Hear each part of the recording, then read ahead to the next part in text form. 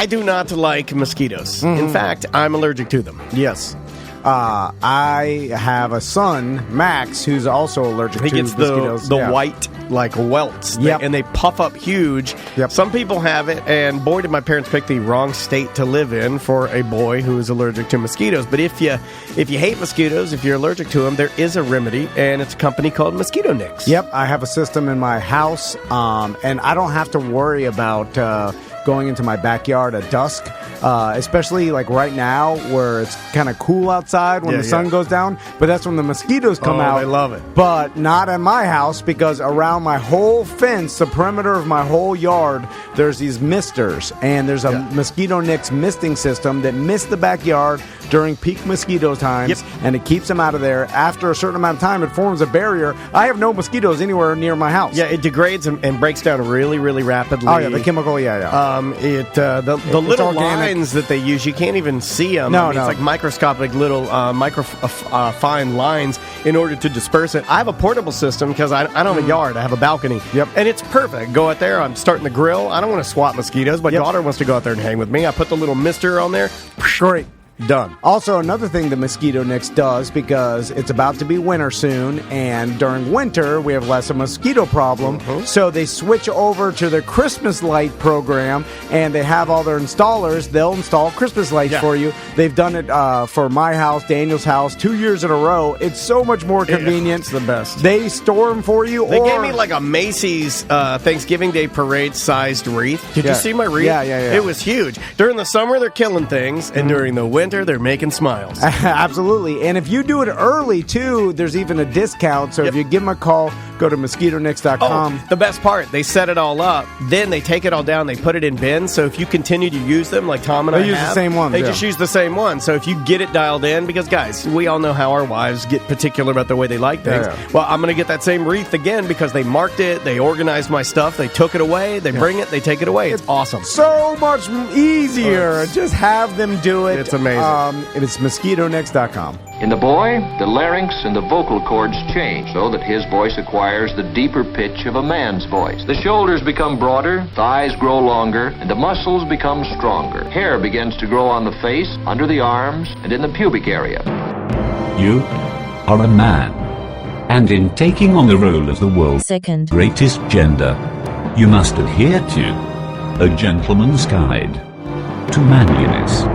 It's another A Gentleman's Guide. Dan Dennis. Tom Van. Steve Kramer. Hey, what do you guys think of the new year so far? 2020, how's it feel?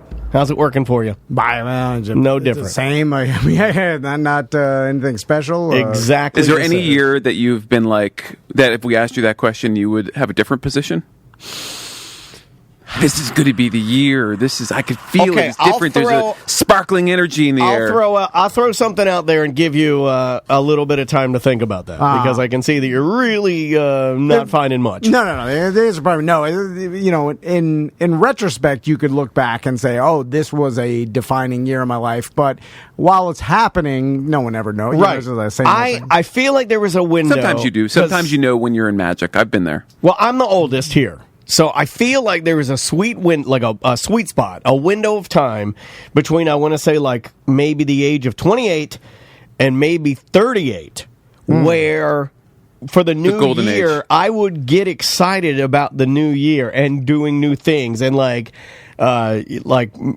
something as simple as like cleaning up my desk or organizing my bag, to start the new, you know what I mean? Like stuff like that was exciting to me. So what happened at 38? At 38, I stopped caring and everything became just one big blob of the same thing because everything's going too fast now. Between 28 and 38, I feel like I was able to control time. And what I mean by that is it wasn't as rapid. Now, and it might be because I have a kid. It might just be, I'm going crazy. I don't know. But it seems like things are faster. So things are more similar. Does that make sense? This is the argument. This is the argument for having a day where you rest and collect yourself and where you master time, because humans, like, we can't understand time. We get controlled by time and space. and it moves so quickly. It's that Weber effect thing, where you get desensitized to life experience. You wind up in a routine, and it just moves rapidly, and you're tumbling head over feet week to week. And but it didn't feel like that from 28, and I'm just guessing, but I'm just saying from 28 to 38, I feel like I would. That's because you're in that routine. You've got the kid now. You've got, you've settled into adult, mature dad, husband roles and life that you're in. Well, right? It used to feel like when I got home that there was time to do anything, time to say hi, time to sit down, time to eat food, cook food, go to dinner, watch TV stuff. Now when I get home, it kind of feels like I'm almost like, as soon as I get home, it's like, gotta go to bed. Do you know what I mean? I'm with you 100%. Do you know what I mean? I do. I've been thinking about that a lot lately. So, but it didn't used to feel like that, and I feel like I was just as busy. I feel like I was. Because now with the family, it takes all the free time you had. That's right. When you were not working. So your family is a full-time job. That's right. So now you have 2 full-time jobs, and usually the only time that you have 100% to yourself is some sort of time after the kids go to bed. That's when you go to the bathroom. Or very early morning. Very early morning. Yeah. I've enjoyed that. And that's not even time to yourself. Usually you're with your spouse.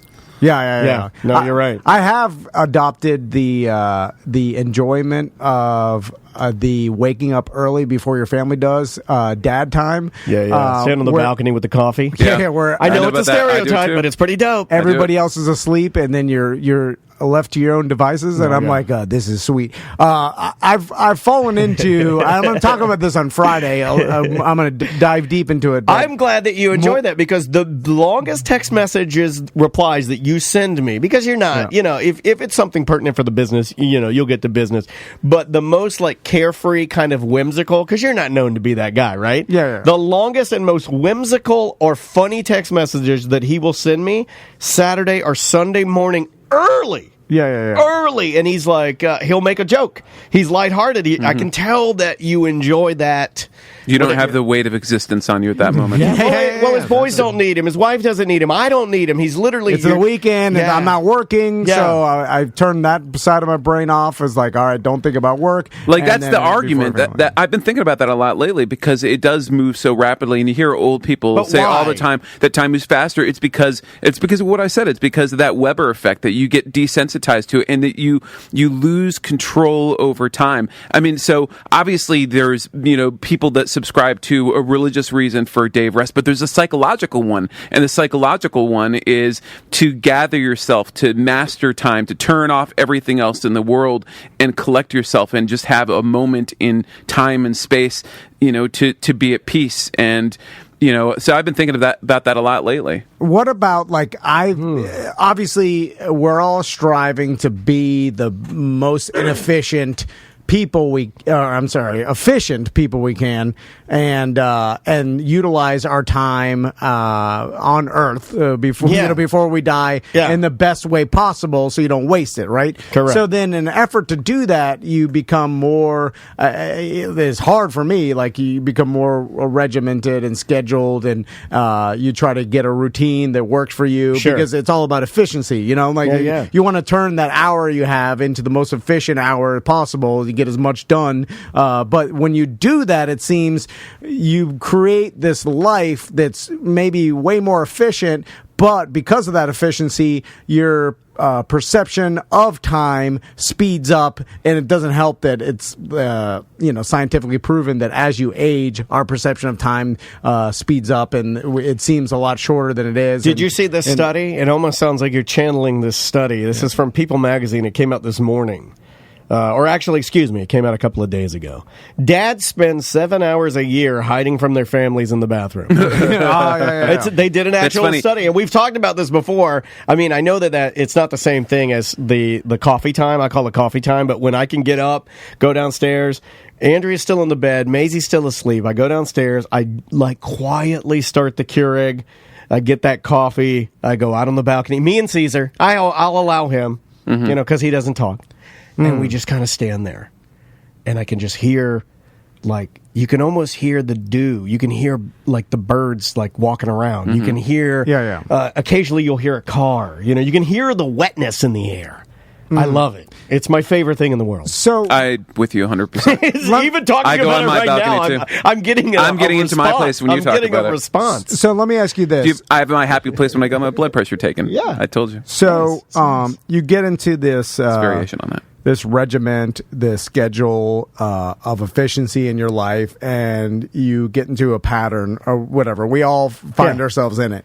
So then you're in this, and no, some people want to break it and change the way they live their life. You know, like you get into this pattern, and then you start looking in the future, and you're like, well, it seems like this pattern's going to hold steady probably until my kids get out of the house or something, you know, and they're like 18 to 20 or where they start leaving. Yeah, I never think about that. And then your life will be a little bit different, obviously, with no kids. They're adults, and then that will start to change. But think about your regular schedule, and what you're used to doing probably won't.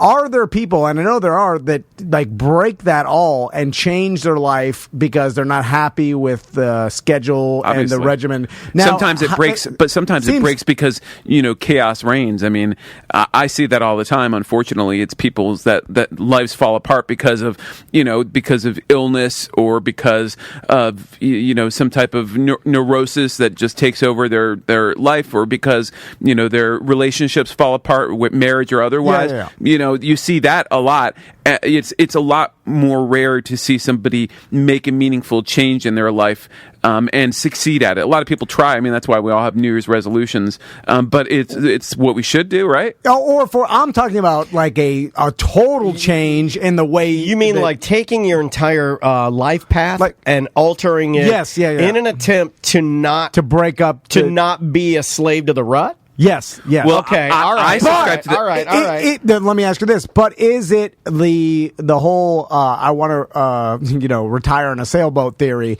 where your idea of what the other life may be is a fantasy rather than maybe it's not the best reality for you? Like maybe the rut that you're in is actually better than this other fantasy, different style life that you want. You're like, I want to slow things down and move out to the country. I want to enjoy it. And then you do that, and you're like, God, I was happier in the rut. But do you have that now? I think this goes back to what I originally said about that window, that 28 to 38, that 10-year window. Yeah. I think I used to have that idea of this. Let's just say the sailboat. Okay, I had the sailboat. Everybody has a sailboat. I don't have that now. I don't see. But that's the most common fantasy, right? Day to day now. I don't see. I feel like my sailboat has been stolen. That's the most common fantasy. No, I don't see an end. I see like when I wake up, I'm like, whoa, and then I'm like, get to work, and then I get to work, and then I'm like, where's this going? No idea. It's like jumping in a well. But that's okay, because a lot of people have that fantasy, and maybe it's they're going to move to a new place and have a new life. But the reality is, you're just changing your location. You have to change. You is what has to change, not the location. And you can change the location and you, but I mean, I try to do that because I want to win in that space time game. I want to win. I don't want to have time always get the best of me and feel like you're rolling into the next weekend all the time. And so I was that's one of the things I was thinking about. It's that what happens, and one of the reasons that they think we feel like time moves faster as we get older. And like when you think back to being a child, it's like, oh, that seemed like forever. I mean, it seemed like primary school and secondary school was forever. And now you think about 12 years and it's, yesterday, right? Part of the reason that the psychological explanation for it is because as a child, every experience is new. So it's logged into your brain as being significant and valuable, right? And so by definition, these new experiences, they take more time. As you get older, you've seen more and more in the world, one. And two, if you enter into a routine life where you've got family and a predictable structure, which is frankly what you need for good mental health anyway, now you see the same basic experiences daily, right? And that's so new experiences are easier to handle and more brief. Well, new experience are stimulating to your brain, and they slow down time. Is the idea that they shake things up so that it just isn't that mundane, repetitive structure. So the idea is, people like us, we don't want to tear our lives apart. You love your family, you love your kids. You don't want to. Don't speak for me. You don't. Well, you probably don't want to. So what we have to do is try to find those new experiences. That should be the New Year's resolution: is to find ideas and experiences to challenge yourself so that you can slow down that time just a little bit and win in that game, because you can make this life a lot longer if you have that joie de vivre, that zest for life. I think that's what Andrea, in my wedding, Andrea's very good friend Danielle. I believe that is her. Like I was trying to rack my brain and think of a person that you were talking about. Find that person that's always shaking things up, right? Yeah. That's her. She lived a little while her good friend Danielle. I'll live 2 years in Spain, 2 years in London. I live in New York, back to California, San Francisco, back to New York, LA. She's always kind of moving and grooving. Yeah. But there's a balance, though. I mean, I don't know about her, but I've got one of my best friends who's a nomad, and he's always having new experiences. But he doesn't have a lot of. He's missing out on a lot of the fulfillment that we get out of the stability, out of the routine, the things that are good for our mental health, and the relationships and the things that they afford us. I mean, the family. It's listen, right. You can have. His whole thing was always I want to. Is it worth the story? If it's worth the story, I'll do it. But the thing is, the stories only have value if you have somebody that wants to hear them and you can tell them to. That's true. I'm not ready to take my life apart, but you don't necessarily. And somebody put under that theory, shouldn't vacation slow down time? And I think so, yeah, because out of every year when I take a vacation, those are the moments that sometimes I remember the most, because I've changed everything up. I remember my vacation from last year more than I remember a lot of the year, because it was different. So the idea is you don't have to change your address every year. You don't have to change your job every year. You can embark on new ideas or challenge yourself to new experiences, or change up little aspects of your routine. That's my resolution for the year. Yeah, and it makes sense. It's kind of hacking the way our brain time. Our brain works, and there's a way to win against the Grim Reaper, basically. Yeah. I mean, nobody wins. Everybody has their day that their card gets drawn, and you can't control that, but you can at least maximize the most of what you've got. Yeah, 100%. And I constantly think about this, and I'm like, am I doing what I should be doing given the small amount of time that I actually have? Because I do I constantly think that my life is short. I don't know if it's because you've got that morbidity. My dad died young, or whatever it is. You gotta have something to do with it, I would imagine. Whatever it is, I'm like, well, I'll be 38 this year. We both have that. I'm like, it's not like I'm old by any means, but it's not like I'm young. And I look at it honestly, in 20 years. Which will go pretty fast. I mean, we've been doing this podcast for almost 11 coming up. That. Can't believe that. Right? In fact, 11 in March. In March it'll be 11 years. That's crazy. Insane. And I'm like, that seemed like it went pretty fast. So I only assumed that the next 11 is going pretty fast, and in 11 years, based on what we just talked about, it's going to go faster. Yeah. And unless you can slow down. Unless we can take more of it, we got to take at least every other day a vacation day. That way we slow things down. The scarier idea is that time is actually speeding up. Yeah. But I don't think that's compelling. What you mean, just globally? Yeah, universally, happening? That's okay. That's terrifying. Yeah, I don't like that one. Yeah, why are you even saying that? I'm sorry to even have mentioned that. That's one of the things I push to the corner. That's Lovecraftian, Yeah. And so then it does feel like that, though. Because then you start looking at other things. Because then I think most people are like, well, if I had money or if I won the lottery, I could really enjoy my life. But I don't think that's true either. It has nothing to do with that. Because I think you'd be in the same situation. Because you're still you. Yeah, exactly. And people think that inherently. This is another thing I wanted to talk about. And let me ask you guys. Good. But you got to. I mean, it when we kick around these ideas. To throw a monkey wrench into that, if you're going to change. so few people actually change, right? I mean, how many people actually make these major changes? When you usually see it, it's because somebody has like a near-death experience or something that affects them on such a deep, like almost psychologically cellular level that they're forced into it almost. But if you maybe you can internalize it and believe it, so you can do it. You know what I mean? I was thinking about this the other day, and tell me if you agree, both of you. I think you can change the way you act, but not who you are. Because I think you can change who you are. I just based on having two boys and watching them grow from birth, right? Okay. And I'm around them every day. I have interaction with them every single day. That's good. I'm not around lazy every day. And then I'm going to write that down for the new year. So I've watched it happen at 4 and 5, and inherently, not everything about their personality, but who they are at the core seems to be a thing they were born with. And I look at Tommy and look at Max and I look at their personality traits and how they are and core levels. Of course things affect you and how you act. They have influences, sure. And influences, Yeah. But the core of who they are, it seemed like they were born with, and I can foresee, now it could be wrong because I've only had 4 and 5 years experience of both of them, and maybe when they're 20, I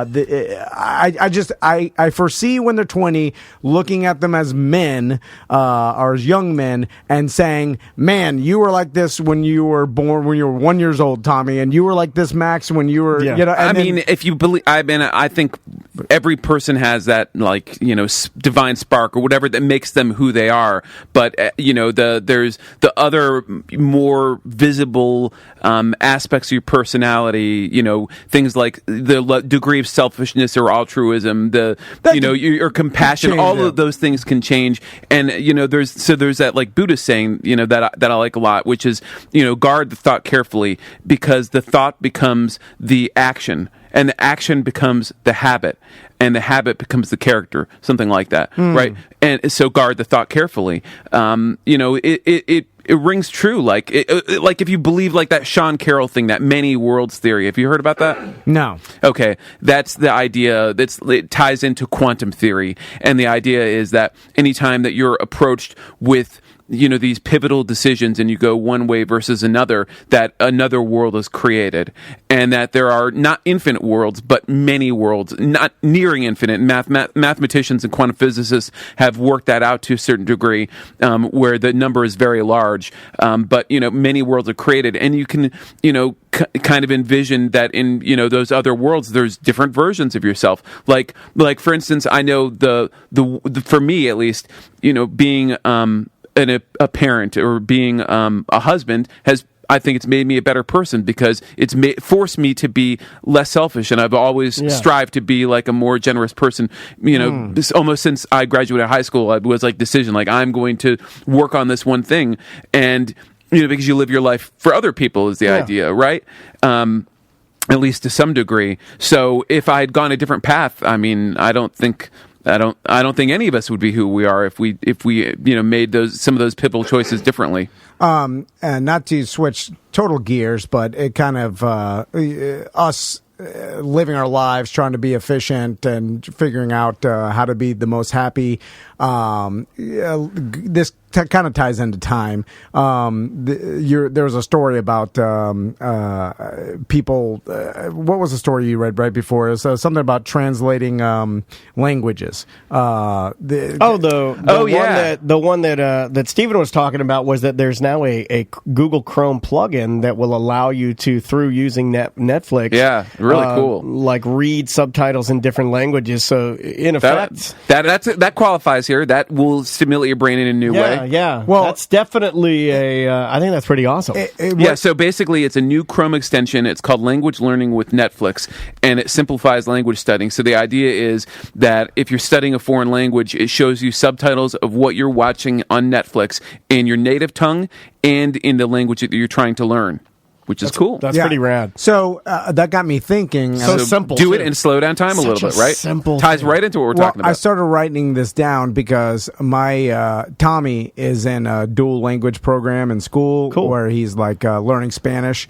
And anyway, we just thought he had a base because of the nanny, and it'd be good for him. There's a lot of studies that show you just your brain. It's good for your brain to know 2 languages, and who knows how much it would help you. It's one of the things I hated the most of not learning. It's a regret for me is not being fluent in By Spanish. the way, he showed me nothing that he knows Spanish, and he knows as much Spanish as I do, seemingly. But anyway, I started thinking competitive. I'm You're like, in your face, I know as much as you do, Tommy. I'm your dad. I'm like, what's this in Spanish? He's like, I have no idea. You don't know nothing.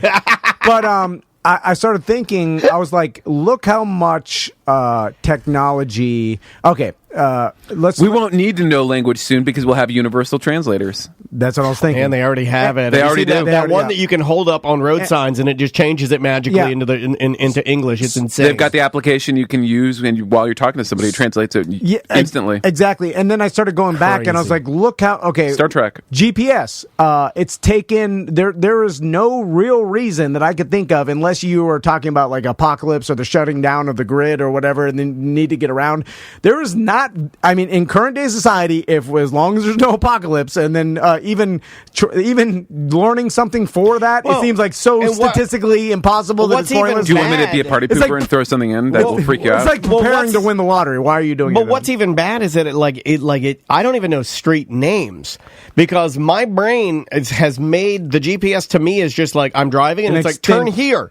It's an extension of. It's almost like AI. It's an extension of your a brain. To me, your brain is gone. Game. I don't need to know this anymore. Yes. I have another alternative. Use this. Use your brain power for another endeavor. It atrophies in that area. I would imagine, right? Well, I mean. That is kind of concerning, right? The idea that you don't need to memorize things because you can Google them, or because you have everybody's phone number saved, or because you have navigation. It makes me feel like my memory's not as good. It makes me feel like my memory used to. Now I know that some of that's just a thing called age, but it makes me feel like had I not relied on these type of things, that the muscles would. You see what I'm saying? And it is a muscle. Yeah, would be stronger, and I feel like there's a weakness. Ancient Romans did a lot to work on their memory. We're going back to why time seems to be going faster as you get older, because our brains are inherently lazy, and our brains want to get sharks to they don't want to work harder than they have to. I don't think of them as lazy. I think of them as efficient. And when they don't need to focus energy in one place, they focus in another. Just so people don't think I'm crazy, sharks are lazy. They like to eat rotten meat.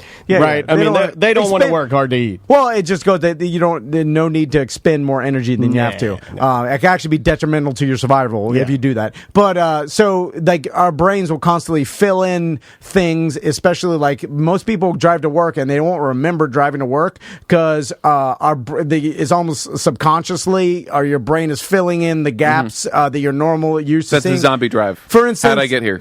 For a lot of people get in accidents near their house because they don't see a car coming because their brain literally didn't see it because it's like it's trying to be efficient and be like, I know. You do the same thing with the reading. Like if you take out letters out of words, you can still read what's there. So our brains must, speaking of bad memories, like we have a device that is a memory, a memory holder of information. What do you need to remember now when you can just look on the internet? Exactly. And if only phone numbers, I could find my phone. Why need a phone? Why remember phone numbers? Your phone has it. So it's like, it's almost like your brain's like, I don't need that. So do you guys do what I do where you intentionally don't save the number so you'll memorize it? No. Because then why? I don't know your number. I don't know your number. I don't know my wife's number. Why do I need to memorize number? Just in case. What if your phone dies?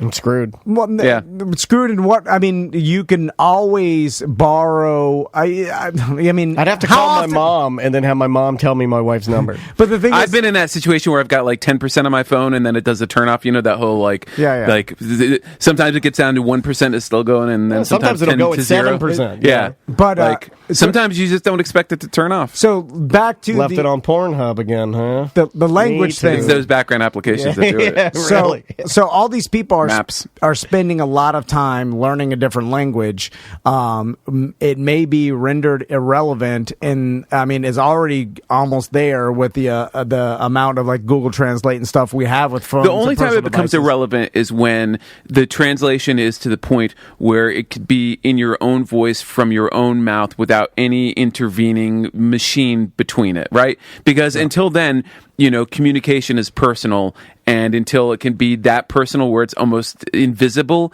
there's value in it. Well, we say that, but if the future civilization is all communicating through technology, then they're going to be like, oh, there's this traditionalist that likes to talk in person. We already do it with text. Like we do. Well, we hate personal it would phone matter calls. for intimacy then. That's what it would matter. Okay, but with the you're kind of right. You're right about that too. But with the way things are going, what the technology will be is I will take this phone like I'm holding right now, and I'll turn it around, and I'll put the screen facing whomever I'm talking to and video my own face. It will then make me, through deepfake or whatever styled technology, make me appear to you to be speaking your language. Right? Yeah. And then that's as personal as I can get without actually knowing the like, you know what I mean? That's assuming you want people to see your face. I mean, you can put whatever avatar you want. But I'm just kind of going with what you're saying. Right, exactly. But you could, because it will, and also I feel like there's a level of retention that you'll have by seeing the person say it or in their voice. I feel like there's something that you need there. There's value in that. Yeah, there is value in that, for sure. What other things... We need to invent that app, by the way. Are we... they're probably advanced. I mean, they're probably already working on it now. Apple's probably sitting on it. So what other things... So Android's got it. We don't need to know maps or where we're going anymore. The computer will do that for us. There's still value in it. I mean, you don't need to know other languages. Those applications are notorious for routing people ways that sometimes don't make sense.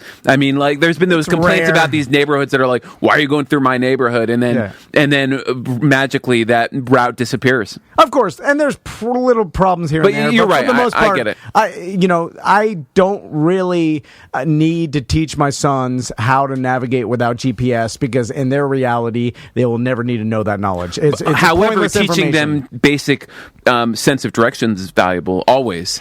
Well, isn't it okay? Like, what about this though? I mean, like we're very quick to want to. At least I am. I'm very quick to want to vilify the iPad, and the computer and screen time with my daughter, right? Yes. But wouldn't it then be wise for me to instead? I'm looking at it wrong. I should look at it from the standpoint 100% in. Well, kind of. Just make her responsible. Make her responsible with it and use it the correct way. Know how to navigate it better than anyone, right? Yeah. Like if she knows, they already will. Right, and she's getting there. But I'm just saying, well, should I teach her how to program? Teach her how to write code? They will. They're already doing that in school. It's just like food. There's good food and bad food. It's it's like computer nutrition. But they're already doing that. Like everything you're saying is already going to happen. She's already going to be more proficient than you are because it's going to be natural to her because she's growing up with it. And in school, they already have coding classes and all these classes. But what Daniel's trying to say is like we're now all in this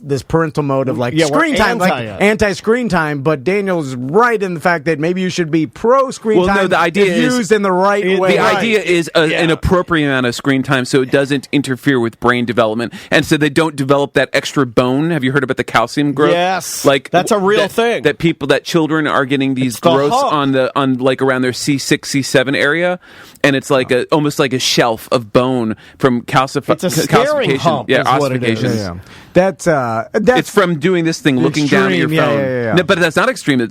It's happening to a lot of people. It's happening to a lot of kids. Although, if that happens to your kid, and there's some evidence that that screen time has a detrimental effect on brain development, and that's almost that pullback because when they first came out, it was like, oh, give your kid an iPad. There's educational things, let them play. And now it's like people realize maybe that was a bad idea. I know, but also society didn't know though too. Like we only are learning that now. I mean, 5 years ago, we still don't even know. We don't. It's too short term to have any long term research. I'm trying to think of anything else that I am should tell. Technology will simplify and eliminate. To tell my kids don't even bother learning these things because I feel like the older generations have always told us. But there's value in learning the basics of things. Like you learn the building blocks before you go to, making a skyscraper. Like, there's a value in understanding the foundation of how things work. That's like that's the educational strategies that do like an abacus, or they do non-calculator based math, so that there's a foundation before they get to thinking and learning computers. As much as I hate to say this, learning a manual transmission car, you can check that off your list, and I think maybe even driving, you can take that off your list. It may be, or add it to your list of things to tell your boys, because I just don't feel like telling okay, we're in electric car land now. There's no standard electric car, is there? Is somebody going to come up with that? Standard? Yeah, a manual transmission. There's no need. I've heard plenty of things. 20 years, no humans are going to be driving anymore. But I don't see it happening. I'm glad I know stick shift. I'm glad I know, just in case the situation arises, that I know how to drive stick. And even in the apocalypse, who knows? Maybe I got to jump into somebody's car and drive them to the hospital, whatever. Or maybe I got to get into a tractor. Or tractor.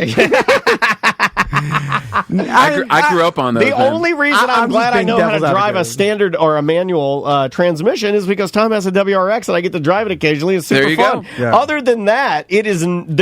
I don't need to know it. Yeah. You may not even probably not. And my dad swore up and down that I would need to know it. I have not driven a stick shift in like 25 years. Fun as hell, but that's it. It's just fun. It's not fun in traffic. 22 years. It's a pain in the ass after a while. Right. It can be. Why do you have a stick? Because it's fun. I went through to our point right here. Why in the hell do you have a stick? Midlife crisis after my Super Forester, and then my sons, and then the people. Are you over that with traffic now? You drive to Baldwin freaking Park. Oh yeah, we're good. Well, my lease is up in May, and we're getting trade that in early. He just keeps it in gear 2. And besides, you just get a car with the paddle shifting. It's the same thing, except easier and more fun. It's not the same. I have paddle shifters in my car. It's not the same. The manual just feels you're more connected to the car. That's kind of true. Feels like you're in the engine a little bit, like you can feel the vibration coming up. Well, you can over rev it before you shift your gear. Oh yeah, you can dump it if you want. I used to love to downshift for braking. That was my favorite game. Oh, my dad could shift without the clutch. What?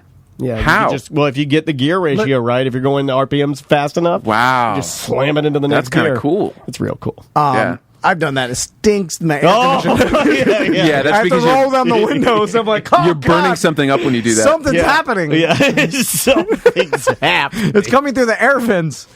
Got to air it out. Good Lord, we need to take a break. Oh, no, it's fun. We had like this weird, midlife crisis, metaphysics. And then we jumped into standard transmissions, and then we grumpied old men a little bit. Sprinkle a little grumpy. We got into cars. I mean, I've got a couple voicemails. Okay. We've been dodging these. We'll get back. We'll come back and take some of your voicemails. You are listening to A Gentleman's Guide. A Mediocre Time, a Corporate Time with Tom and Dan, BDM members, all of our guys know there's one thing that we strive to let you guys know about anybody that advertises with our company is if you let them know that you listen, you're a member, that you're involved with us, they're going to treat you better. Point blank, period. Exactly, and that's what everybody wants, that VIP experience, that extra little attention that you get when they know, our advertisers know that you're a Tom and Dan listener. It takes the awkwardness away, and you get right to business, and normally with really wonderful people. And that's what you'll get at Blanchard Insurance. It's BlanchardInsurance.com, 407-788-8640. They got offices in Altamont Springs, Daytona, Land O'Lakes, St. Pete. They're getting more. They're going to give you that VIP experience. First, they're going to give you the best rate. And how many of you guys know your insurance agent? How many of you guys know that the policy that you bought for your house, your vehicles, your boat, whatever, covers everything you need it to cover? Blanchard Insurance is going to make sure that all the policies you get through them are going to fit your needs and fit your needs specifically, and you're going to have an agent there that you can call personally at any time, 24/7. So that's why you use Blanchard Insurance. That's why Tom and Dan, T&D Media, is going to use Blanchard Insurance from now on. That's what we say. Like, you guys are part of our family, and we're happy to bring Blanchard into the family, and now they're going to treat you like family. BlanchardInsurance.com. We're back with the Gentleman's Guide to Manliness. Steve Kramer. Tom Van. Dan Dennis. All right, voicemails. I know for the past couple of weeks we said we were going to do this, and then we didn't do it. So here, I think this one kind of ties in. I think this one ties in well. Hey there, guys. This is David calling in for A Gentleman's Guide to Manliness. And I was wondering if any of you had something that your dads had taught you either a skill or maybe even just a piece of advice that they imparted on you and still serves you? Also, is there something that you guys kind of wish maybe your dads had told you, but never actually did? That's it. Love the show, guys. Take it easy. Bye. There you go. Something that our father taught us. So I got a couple. Okay, yeah, I got a couple too. What I wish he taught me and what he did teach me. What he did teach me that I carry with me all the time is, one, choose your battles. He says that all the time. He told that to me all the time. Because you only get so many battles in life to choose. Choose your battles. That's a good piece of advice. It's a valuable one. I live and by I've used that it as a lawyer a lot to talk a lot of people into much more sensible approach. Tom's really out of good litigating, at that too. basically. I think naturally every battle is one you want to fight till the death. The other one he seriously, I'm being honest when I said that. I feel like to me, even the tiniest thing is, you know what I mean? Well, the other one ties into you directly as well, is because I know you fight the battle, you will fight those battles to death. The other one is, don't send that letter or email until you sleep on it.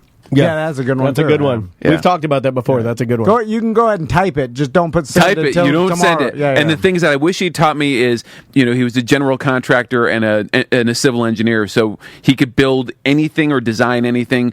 I wish he had taught me construction better for myself. Like, I wish I knew how to hang drywall or do tile or do all those things that, he knew how to do really well. I know some of it. I just wish I knew more. And I wish he taught me mechanics better, because he could take apart any car or machine and put it back together. I wish he taught me those two things. Yeah, those are good. Although, if you look at it efficiency-wise, it makes no sense for you to learn any of that stuff. If you just but I enjoy the stuff that I do. Yeah. I enjoy. So I enjoy doing my house projects, and I wish I was just better at some of them. It makes you more appreciative of something if you did it yourself, even if it's a small amount. Like, everybody can learn drywall. It's Play-Doh for all. It's like you put sand in with it. Anybody can do it. Yeah, you screw in the drywall, you tape it down, you put a coat of mud, you put in another coat of mud, you sand it down, you get it even, you put your texture on, you knock it down. Yeah. I mean, it definitely, to do it well, it takes a lot of. There's a difference between I know how to do it. Doing it well is a whole different thing. I can do it poorly. Yeah, exactly. Kind of like how I can play drums. I can play them just poorly. And that's like me on guitar. Basic carpentry and stuff, like you could learn some of that. Although when it comes to really building something complicated, you just pay a professional to do it, because my garage you're paying for those 30 years of people experience. thought my dad was a professional boxer, because he had a speed bag and he could do it as fast as Rocky, and he built like an entire gym out of plywood and 2x4s, etc., in our garage, including 2 full arcade things where I had a Nintendo and another. Cool. Anyway, Yeah. What were yours? Oh, for my dad. He had. Well, I mean, it's kind of sad, but I mean, remember, one of the last things he said to me before he passed away was to not. Cave on our idea of running this business, and having a podcast business. Yeah. And he was real big on, I remember you saying that. Well, because he knew what it was like to work for a massive company, and then also, give close to 50 years to the said company and then get laid off, for a computer. Or for a telemarketer or something like that. So he saw the value in controlling your own destiny and being, in control of your own business. And then the other one that's kind of funny is things that he taught me that I still think of, and this is a silly one, but how to play bumper pool. And I know that one's ridiculous, but I still remember. It's significant. And it's burned in my brain. My dad teaching me how to play bumper pool and learning all the angles of how to run the table, because if you can run the angles, you can run it into the hole every single time. Yeah. And those are some of my greatest memories with him. So it's one of the only things that I can remember actually him saying, "Hey, you want another lesson?" Like that kind of that's cool. Teaching me something. We weren't a baseball family. We weren't really a football family. Dad, even though liked soccer, he didn't play, so he wasn't going to teach me that. But bumper pool's on the list. So I know that one's ridiculous, but hey, there it is. Awesome. What about you, buddy? I don't have any. It's hard for you to remember that, right? I don't have very many, if at all, recollections. How about your pop then? Of your my pop-up. My pop I do. That's yeah, good. because because my dad died when I was 10, so like it's foggy before that. I don't remember him like instilling any knowledge that I could remember. I'm sure he did, but I have no idea. It's there. You just can't remember it. Right, It's it there. is there, yeah. He's there for all your formative years. I mean, it's programmed into you. It probably has something to do with, like, I value your character. Like, I think you're a very generous and very honest person. Yeah. So I would imagine... I would not doubt that that's been instilled in you by your father. That's what I think. Yeah, I don't think you can get to that higher level. You were talking about your personality, who you are. It's formed by the time you're 10, for sure. I mean, a lot of the core of it. So your personality is what your dad gave you. Your character. I can't speak. Your mother could tell us, but in my mind, I know that I've created. In my mind, your dad. If I were just to say that his character is hardworking, honest diesel mechanic. That's like just who I've created in my brain. I would say that. Right? From what I know, too. I have no idea. I didn't know the diesel mechanic. There was something with... What about your pop-up? He told me a lot of things about minorities that turned out to be true. I'm with you, Pop-Up. Why? I'm with you. Last week, totally we were politically having correct. A moment. So PC this week. You were right about that. Complete other side. Wow. Damn, don't say that. Don't do that. I almost hit my chest and then kicked my lips, pointed towards heaven. Oh boy, he is not in heaven. I have no idea what he even believes. This is going horribly wrong now. It was going so well. Barely talked. You like to stare off into his grass. Man. He was a quiet man. Yeah. I hated Obama. Is there anything that your mom has taught you? I can't remember anything specific, but I did have this my mom always said scary realization that when she was telling me another long, drawn-out story about her going to the grocery store and meeting the lady and this whole thing, and I was like, oh, God. And then I'm like, oh, my God, I do that. And I'm like, I'm her, and I learned this from her. I know my mom. And it's so excruciating to listen to. I'm like, imagine the pain of our listeners. My God. My mom gave me all my culture, all my good taste, all my style, all my appreciation for aesthetics, humanities, all that. That's all my mom. My dad has none of that. Drawn out stories about nothing. Wait, you do that when I go so serious and so heartwarming, and Thompson, it's all just bad stuff. Both of us were like having a moment. Yeah, and then he's like, An oh my old God, racist Tom over there. She's telling the stories. They're jokes. People don't listen to it for moments. Goddamn You do jokes. that, don't you? What? You do that when you go places. You talk to them. With who? With everybody. No, he Minorities? interviews. No, he interviews. No. He interviews people. That's right. You do it all the time. Yeah, he I've did seen it. you do No, it. he started doing it on an Drives my airboat wife ride. crazy. We were on an airboat ride. Yeah. At the Westgate River Ranch, and he starts interviewing Captain Scott, and You already know the answer you want to hear, and but your wife is elbowing you, telling you. I want to do more. I'll talk to that guy all day long. I'll sit there on the dock and talk to him about his life. And the funny thing is, you and I have that in common. I'll do that too. Yeah. I like finding out about things. Yeah. EJ in our Twitch. Well, I want to chat find the room person says in person. Thing in the person I like always. He wants me to tell you he loves you. No. He does, Did your doesn't wanna pop hear up that. ever tell you he loves you? No. But He you was knew it. not that type of guy. But you knew it. No. I mean, yes. I've only heard He you just say said, it to your wife, your mom, your sister, and your boys. Yeah. I think that's it, right? Yeah, I mean, it's not a. I didn't grow up very Emotionally huggy, connected. emotionally Yeah, but it's connected. weird. He kisses people on the double cheek kiss. That's just from Miami. That's another Latin What? influence. No. So when I first met him at the barn in Sanford, he's kissing my face. That's weird. Yesterday, he was sucking on my pinky. In Miami, this is part of the reason why I have the weird bow that I do when I shake women's hands. Yeah, let's talk about that. What?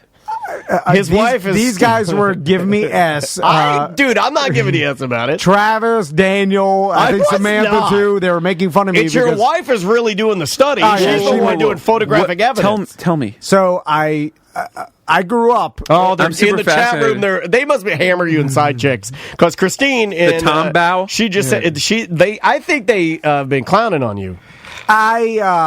This is from the studying in the dojo all those years? In Miami, it was a thing when you met a girl anywhere, strange or whatever. Also, people's family members, also grandmas. You always hugged. I lived in Miami till I was 8. Yeah. Well, so you'll know when you walk into a room and there's women in there, girls. When I was growing up in like high school and stuff, you gave them a kiss on the cheek as a hello. Strangers didn't matter, and that doesn't work too well in Me Too. So it wasn't. You didn't put your lips to the cheek. You kind of pressed your cheeks together. You did a kiss. Oh yeah. It's a Latin thing, I'm sure. Whatever's a Miami thing. I didn't. I remember we went up to with family, but not with strangers. Even strangers, So Bumbo! Now, all of my friends are Hispanic, besides from the Wizard and the Grizz, but, and then I didn't know it wasn't a thing outside of Miami until we went up to Cocoa Beach one time when we were like 17. We got bowing to everybody. We got a hotel. What does the bow look like? Can you do it? No, well, the bow. I'm sure I've seen it. I just haven't picked up on it. I think the bow stems from that, and I'll explain. So, I came up here, I remember, to Cocoa Beach, and we were trying to spend a year in Kyoto. We were trying to meet girls, and we met these girls that were locals, and they were like, our age, like 17 or whatever, and I remember leaning in to kiss one on the cheek to say hello, and they were like, "Whoa, like, they leaned in. And then it was a different time. It was 99. So then, but they knock it off, you creep, and they were like, "What?" And then I was like, "Oh, sorry." And then when I came up to college at UCF, I realized quickly that people don't kiss on the cheek normally. It's a weird thing. So then I stopped it. Then I started shaking girls' hands, which was always awkward to me because I grew up my entire life kissing on the cheek. So now I shake women's hands and I do this weird thing where like I want to go in to kiss on the cheek and then I just bow. And then just look down at the ground. Like and then you guys make fun of me because Seth's girlfriend's grandma's Japanese. You're like, you're bowing because you're Japanese. You're like, no. Oh, yeah. And then she leaves awkward and then you can kiss me on the cheek anytime you want. I don't do it to dudes. They call him King Bao because they spell it, it's a BOA scenario. Yeah, I gotta stop that because it looks stupid. Why don't you just not do the handshake? It'll look really stupid if you're just like... Yeah. I'd rather hug like girls. But the way you describe it, you just like look down at the ground. Why don't you salute like president? I don't want to do any of that. I don't want to do what the least awkward thing is. Stare intently into their eyes. Wink. Yeah. I have a hard time. Let's bring the wink back. No. As you wink move closely to do the V and then the licking the V. It's just a weird thing to shake a woman's hand. As odd to me. These women, they got hands. I'm not used to it. Soft. Hey, listen, when in Rome, do as the Romans. I don't know what that means. That means when you're in the... I think that means go to the vomitorium with a little boy. No, that means when you absorb into the culture you're in. If you go to... You're right. If you go to South America or, where it's appropriate, then you do that greeting that you grew up with. And if you're in, Germany, then you... And I will tell you, we gotta go. But it screwed me twice because now in Miami, when I go back and then I go in for the handshake and then it's weird to them and then I do a handshake and a kiss on the cheek. And a bow. That's weird. And then it's weird to them now. Bow. I'm screwed in both. Do the bow and then I do the weird handshake kiss on the cheek. I'm like, so what you're saying is foreign service is not your calling. Just don't touch people. Just go hi. The perfect. I'd rather do that. If you're a diplomat, when you do whatever greeting is customary for wherever you're at. Do a backwards hug. So that it would not be your calling. Put your butt into them and hug them from behind. The butt bump? Yeah, do the butt bump. All right. OneFirmForLife.com. I earned a new commercial with you. I think it was like yesterday or over the weekend or something where you go, I like it. You go, case closed. Yeah. I like that. Yeah. And you brought back that. Well, I got to try it new because there's always people that like my commercials. My competitors like my commercials. He goes all in now. He's like, dot. It's a big dot. It's like people got mad. Yeah. How come you're not doing it? Where's the dot? Why aren't you doing the dot? One firm for life. With the dot? You don't want to do the dot anymore? It's like that. It's like one firm for life. Dot! Do it. You're a crazy person. Does that work for you? You like that? I'm going to start doing your commercials. You'll be like, Kramer Law, case closed. One firm for life. Call. Like, why do they do that? It's memorable. All right. We got to get out of here. Guys, have a great rest of your day.